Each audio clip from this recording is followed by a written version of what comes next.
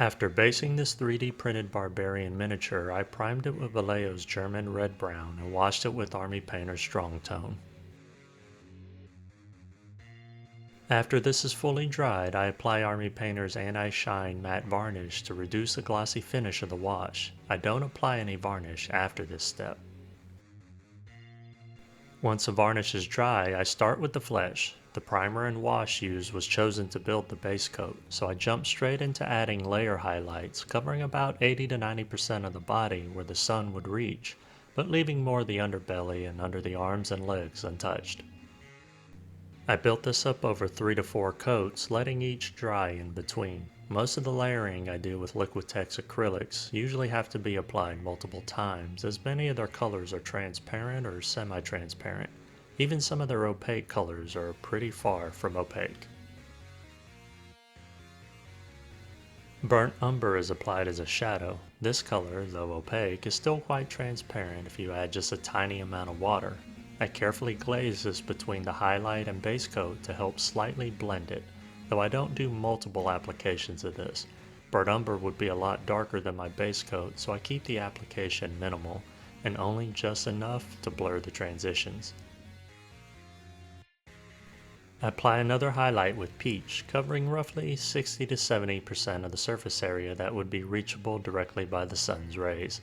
I avoid under the arms, legs, and most of the underbelly altogether. There's nothing fancy or complicated going on, just a basic layer highlight while leaving some of the previous highlight visible. The same principle is applied with the last highlight color I use, being unbleached titanium. This is focused mostly towards the top side of the body and where I want to draw the attention, specifically the face.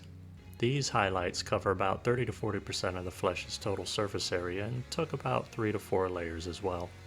I made sure to allow a couple of minutes between coats to ensure I didn't pull up any paint that was only partially dried, and at this point I have just a little over an hour and a half in just the steps for the flesh. I wanted the flesh to look good on this miniature, particularly that rippling back.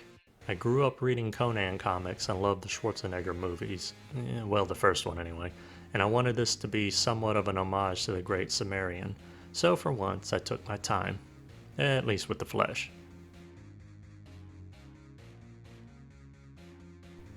And here's where a lot of my time went. Taking the 4 colors I used for shadows and highlights, I mixed them with a little of Vallejo's glaze medium until they're, well, a glaze. I glazed the out of this flesh. I lost count at some point, but I glaze each color one at a time, then started over and over and over and over, probably somewhere between 5 and 8 times. It's important to note that I didn't glaze every part of the flesh with each color, but only where I thought it would make sense, such as the lower parts of the arms with the more darker colors and the upper parts with the brighter colors, primarily just to blend one color into the next one beside it. I'm not good at glazing, but I spent a lot of time on this miniature and it gave me a lot more confidence and experience with it, so it was a great practice. Each application didn't take that long, maybe 2 to 5 minutes each, but I did allow a couple of minutes of drying time in between each application. Active painting time was about an hour, but with the weight it was more like 2. And this is where we are so far with the flesh. But oh no, there's more glazing to be done. I mix magenta with the glaze medium and apply this to the underarms and lower legs, the cheeks, neck, inner torso, and her elbows, basically anywhere the human body gives off a lot of heat, with the hope of adding more life and the little nuances of differing colors to the flesh. I then thinned down some turquoise and emerald green mixed and thinned to a glaze, to add a little bit of green to the forearms and face. I place these here to act as hair instead of trying to paint individual strands. With the bluish green, I was careful to apply this minimally because it'd be easy to go a little too hard with it and make him look like he's got the gangrene. Once his glaze was finished, I move on to other parts of the miniature.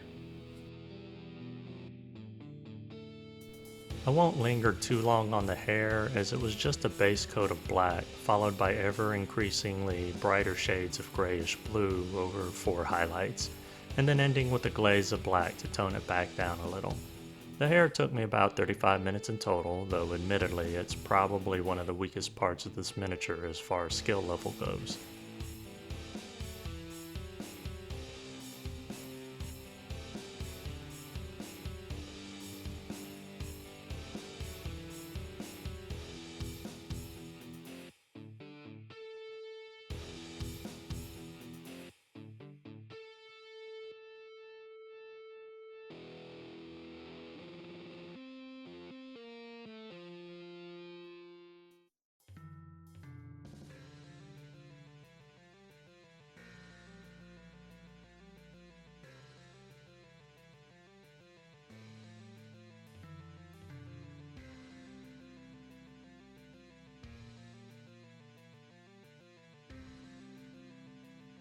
The furs were done exactly the same way, albeit with different colors, except instead of a full glaze at the end, the glaze is only added to darken the shadowed areas. The final highlight is done as a series of thin hatching lines in an effort to mimic strands of thick fur. The fur took nearly an hour, though there was more to paint than there was for the hair.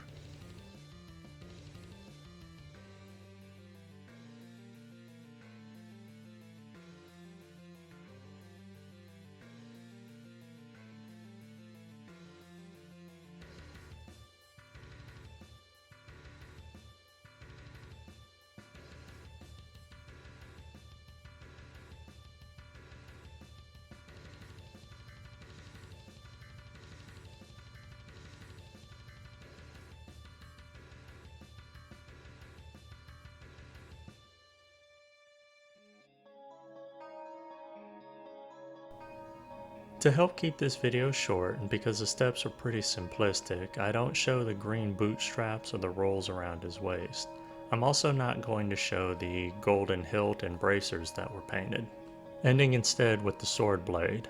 For this I intended to follow the same formula for non-metallic metal that I've been using, however instead of glazing blue over a black blade to build it up like I normally do, I wasn't paying attention and base coated the blade entirely in blue. So I had to reverse the steps and glaze black over the blue to darken part of it down. From there it was much like the glazes on the skin, with a lot of back and forth, and back and forth, and back and forth, feathering from a little inside of where you do not want the color to be, and ending where you want the brightest part of the color to end.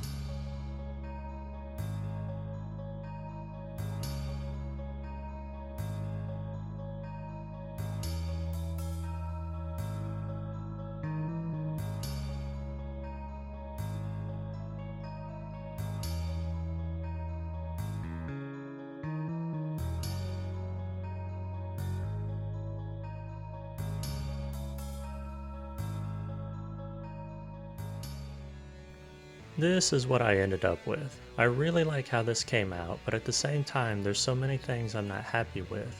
I really like the flesh. This might be the best flesh I've painted on a miniature, though it does help that he has such great musculature, which gave me a lot to paint around regarding shadows and highlights.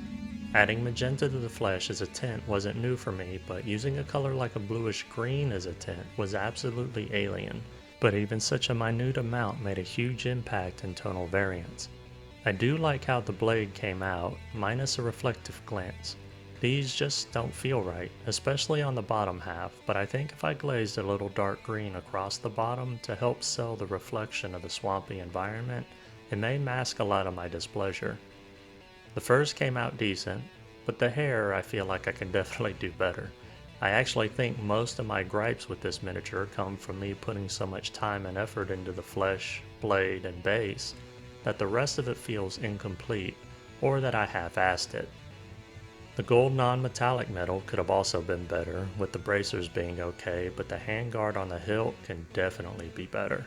I actually completely forgot to add the brightest glints to the handguard now that I'm really looking at it.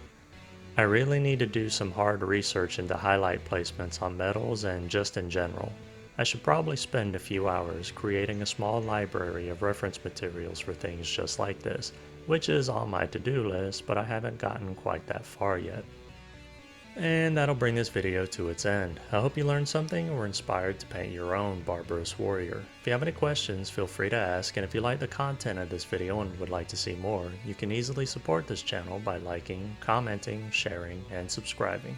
I'm Jim with Working With Miniatures. I'm truly grateful for your time, and I bid you a fond farewell. Until the next video.